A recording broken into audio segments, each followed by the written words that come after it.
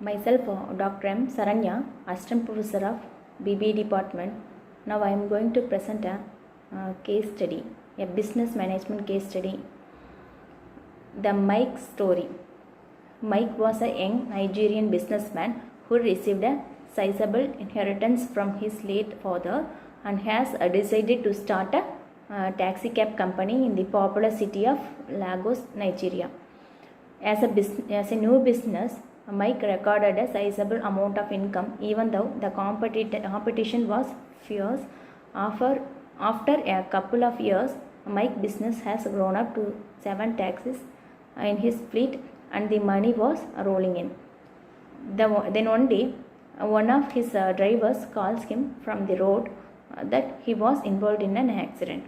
According to his report, Mike learned that the new driver he hired was not paying attention while driving and that he seriously injured a man crossing the street.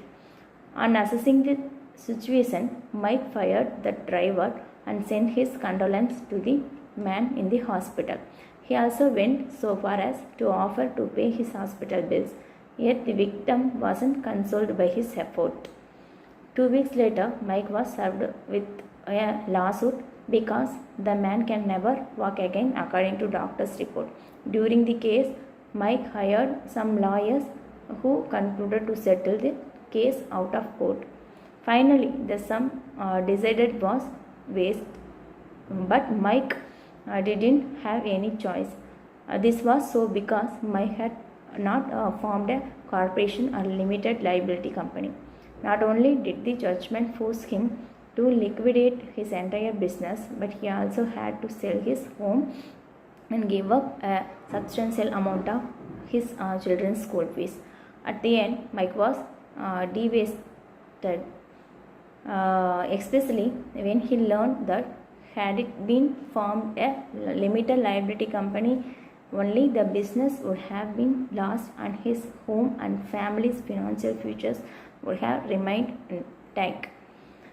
He was also surprised to further learn that had he placed each vehicle under comprehensive insurance policy, even the car that hit the accident victim would have been covered, and Mike would still have his business and 6 other cars in his fleet. Lesson from the business management case study: every business has its own risk, which the entrepreneur or captain of industry must surmount. That something has not happened does not mean all is well in business. If you are business, you should save up capital for the rainy days, despite the social political environment. Every problem leads to new discoveries and solutions. Yet this is not an example of successful entrepreneur. Being a successful entrepreneur needs experience, knowledge, new skill sets, and the desire to make things happen.